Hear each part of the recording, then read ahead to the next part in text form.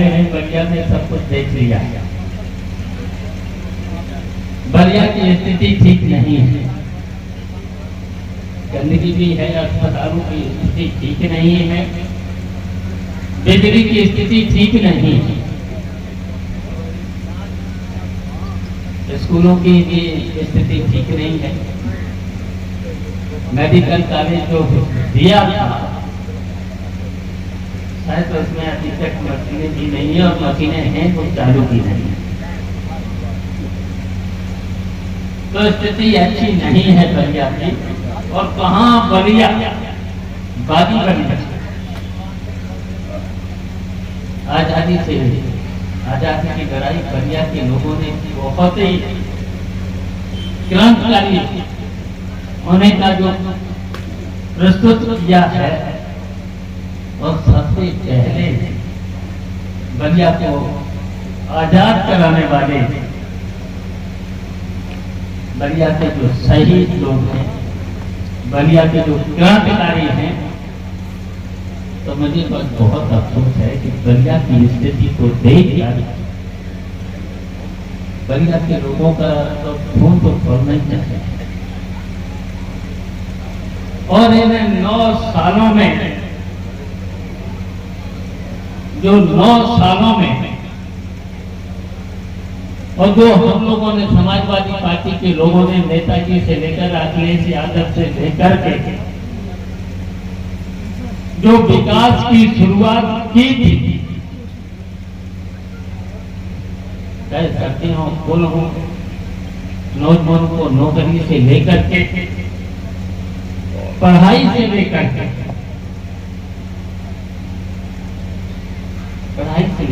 कितने हमें तो याद है स्वर्गीय जब चंद्रशेखर सिंह प्रधानमंत्री बने थे, तब बलिया को शिक्षा से जोड़ा। प्रदेश में शिक्षा को प्रगति दी थी, और बलिया और इलाहाबाद को तो बहुत ही प्रगति दी थी। स्कूल बने थे, प्राइमरी स्कूल बने थे। और फिर जब नेताजी मुख्यमंत्री बनते हैं, तो बताइए पढ़ाई माँ, सिंचाई माँ, और स्वास्थ्य सेवाओं में शायद देश है हिंदुस्तान में सबसे ज्यादा स्वास्थ्य में अगर काम किया है तो समाजवादी पार्टी और नेताजी ने स्वास्थ्य में काम किया। और कोई का पता एक और मेडिकल कॉलेज सबसे ज्यादा शुरुआत नेताजी ने की, और नेताजी ने कितने काम किए मैं इसलिए थोड़ा सा बताना चाहता हूं। इन लोगों ने केवल झूठे नारे, कितने नारे देश की जनता को झूठ बोल करके बहकाने का काम अगर किया जाए तो भारतीय जनता पार्टी के प्रधानमंत्री से लेकर के और भारतीय जनता पार्टी के मंत्री से लेकर के मुख्यमंत्री से लेकर के उन्होंने झूठ बोलने का काम किया। कितने नारे दिए थे याद है? क्या अच्छे दिन आएंगे? बताओ किसके अच्छे दिन आए थे? अडानी अंबानी कहाँ के हैं? गुजराती। और केवल गुजरातियों की वजह से 2 गुजरातियों के लिए और 2 गुजरातियों को सबसे ज्यादा फायदा। गुजरातियों को तो फायदा होता है। आजकल देखने को मिलता है जो भी विकास का काम हो रहा है कौन कर रहा है? ने काम किया, लेकिन दूसरे प्रदेश के लोगों ने तो उत्तर प्रदेश में काम नहीं किया है। और इस समय और बड़ी बड़ी काम कौन कर रहा है? जब काम विकास का काम हो रहा था यहाँ के लोगों को लाभ मिलता था, सड़कें बनती थी, अगर नहरों में काम होता था, नहरों में मैंने तो देखा यहाँ पर सूखा पड़ा था, खेतों में धान लगा रहा है, लेकिन यहाँ के खेत सूखे पड़े। अगर आज की रात में पानी नहीं बरस जाता तो लगी लगाई लागत बर्बाद किसान बर्बाद हो सकता था। और अगर अभी पानी नहीं बरसा तो फिर किसान को बर्बाद। और जबकि पानी की कमी नहीं है, जलाशय भरे पड़े, बताओ कौन सी नदी में पानी नहीं है? घाघरा नदी में पानी है, कटाव है, कटाव के साथ साथ गंगा से लेकर जमुना से लेकर के राप्ती से लेकर के बताइए कौन सी नदी में पानी है? और पानी के साथ साथ जलाशय भरे पड़े, बांध का पानी छोड़ा जा रहा है, बाढ़ आ रहा है, दिल्ली में बाढ़ आ रहा है, पश्चिमी उत्तर प्रदेश में बाढ़ आ रही है, और यहाँ खेत सूखे पड़े। जब हमारी सरकार थी बताइए अपनी नहरों की सफाई 2 बार कराते थे। हम पूछना चाहते हैं 7 सालों में नहरों की सफाई कहीं हुई थी? यहाँ के नालों की हालत क्या है? हम लोग जो प्लान बना गए थे कि कोई भी अगर नाला होगा, हमने तो गंदगी देखी है, शहर में देखी है, बलिया शहर में क्या हालत है। और जो सड़कें आज दिखाई दे रही हैं पूरे उत्तर प्रदेश में, कौन सड़कें हमने तो देखा जौनपुर से आजमगढ़, आजमगढ़ से मऊ, मऊ से बलिया, और जो हाजीपुर से गाजीपुर, गाजीपुर से हाजीपुर, दोनों सड़क किसने करता है? और ये सब जगह में जितने यहाँ पर बैठे हैं, हम पूछना चाहते हैं चाहे सिंचाई का काम हो, चाहे बिजली का काम हो, चाहे पीडब्ल्यूडी का काम हो, अगर कोई भी हमारा वर्कर अगर लेकर के दे जाता था, बताइए वो काम होता था। कोई भी परेशानी में होता था वो काम होता था। बताओ आज का काम हो रहा है?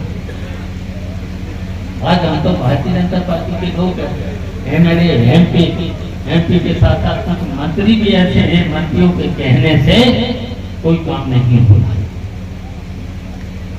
पूरा तो पूरा नौकरशाही के हवाले पूरा प्रदेश, इस समय नौकरशाही के हवाले पूरा प्रदेश सौंप दिया गया।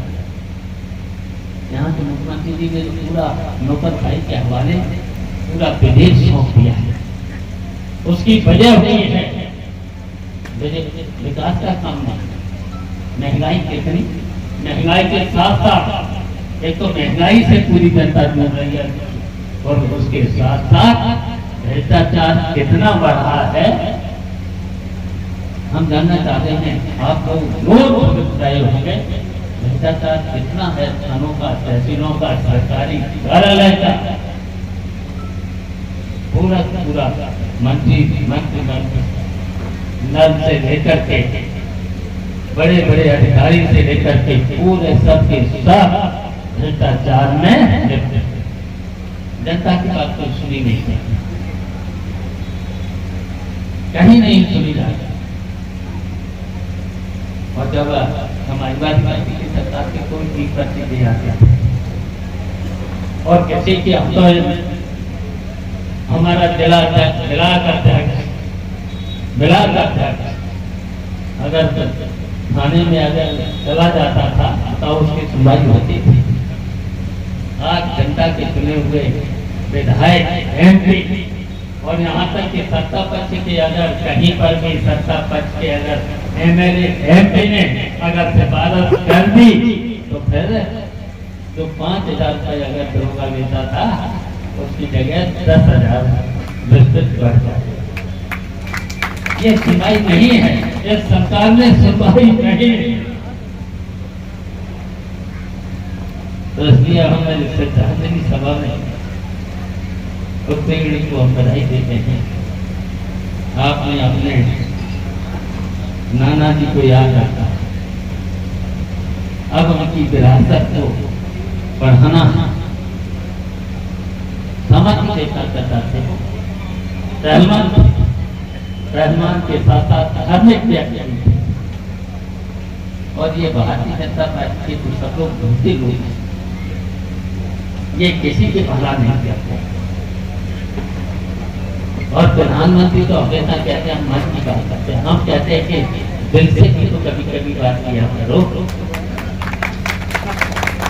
और कभी कभी सच तो बोला करो।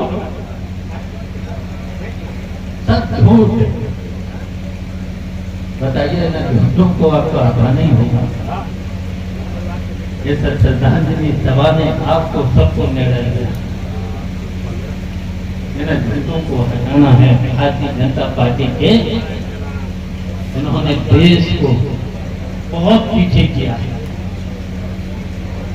सबको रुका है। किसान से लेकर के जो योजना इन्होंने चलाई है, बताइए नोटबंदी से क्या फायदा हुआ, किसको फायदा हुआ?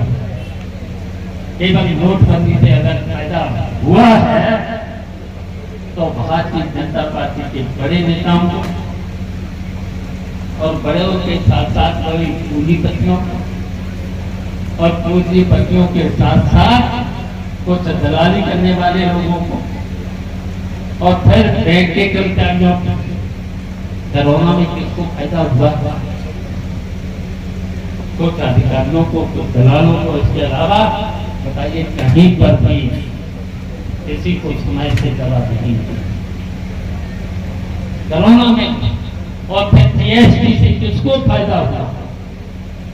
बताइए जीएसटी में तो सभी का, व्यापारी से लेकर के किसान से लेकर के छोटे छोटे व्यापार करने वालों से लेकर के सब कोई फायदा हुआ?